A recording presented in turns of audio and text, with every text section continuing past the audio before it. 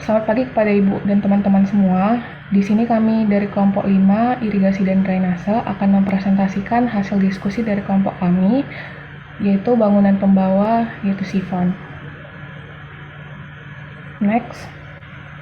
Adapun anggota dari kelompok kami adalah Nasiwa dengan NIM akhir 189, Laila dengan NIM akhir 190, saya sendiri Cecilia dengan NIM akhir 200, Muhammad Mulia Ghaffari dengan NIM akhir 209, dan Nazala Saraya dengan NIM akhir 210. Selanjutnya materi akan dibawakan oleh Nasiwa. Pengertian sipon adalah sipon merupakan bangunan persilangan yang memotong sungai untuk mengalirkan debit air dari hulu ke hilir. Bangunan berupa saluran tertutup yang dibangun di bagian bawah permukaan sungai. Biasanya bentuknya penampang lingkaran atau segi empat. Yang berbentuk lingkaran biasanya dibuat dari buis beton maupun pipa baja, sedangkan yang persegi biasanya dibuat dari beton bertulang. Penempatan sipon biasanya di bawah sungai, kecuali jika melintasi daerah cekungan, maka ada di permukaan tanah. Letak sipon disesuaikan dengan debit, sehingga debit tetap terjaga. Untuk meminimalisir sedimentasi, pembuatannya menggunakan saluran air tertutup. Debit airnya adalah 1 meter per detik hingga 1,5 meter per detik, dengan batas maksimum 3 meter per detik. Debit air tersebut untuk menjaga keseimbangan energi, kecepatan aliran debit air dalam sipon. Next. Materi selanjutnya akan dibawakan oleh saya, yaitu manfaat dari sifon. Sifon ini digunakan sebagai upaya untuk mengalirkan air dari bagian hulu sungai ke bagian hilir dengan debit yang terjaga. Dengan adanya sifon ini, maka masyarakat di area sekitar sungai akan tetap merasakan aliran air dengan lebih mudah, tanpa harus menggunakan aliran sungai secara langsung.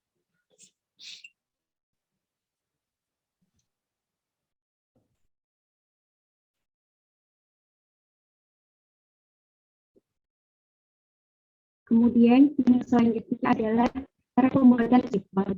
Nah, cara pembuatan sifon ini menggunakan yang pertama metode channel atau saluran pengelak. Pada metode ini dilakukan pengalihan aliran sungai berupa saluran pengelak yang terbuka atau juga bisa menggunakan saluran pengelak tertutup. Untuk membuat saluran tersebut dibuat cover dam atau tanggul tertentu untuk menjaga aliran air agar tidak mengganggu lokasi diversi tersebut. Saluran-saluran ini digunakan untuk mengalir aliran sungai, sehingga pengerjaan sifon bisa dilakukan tanpa harus menunggu debit air sungai. Kemudian yang kedua ada metode dewatering. Itu merupakan sebuah metode yang digunakan untuk membuat sifon saat sungai sedang kosong. Biasanya pengerjaan dewatering ini dilakukan pada musim kemarau, sehingga aliran sungai bisa jadi sangat kecil atau justru kosong sama sekali. Metode dewatering ini sering dilakukan karena biayanya lebih kecil daripada metode lainnya.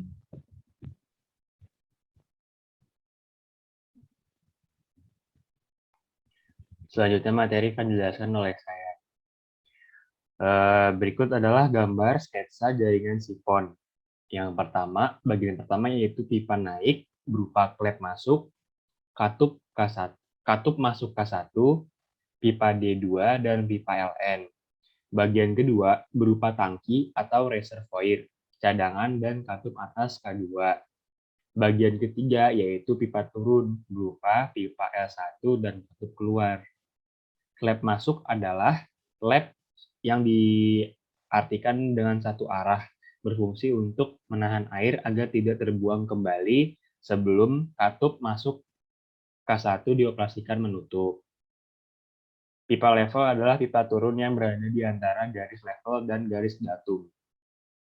Next.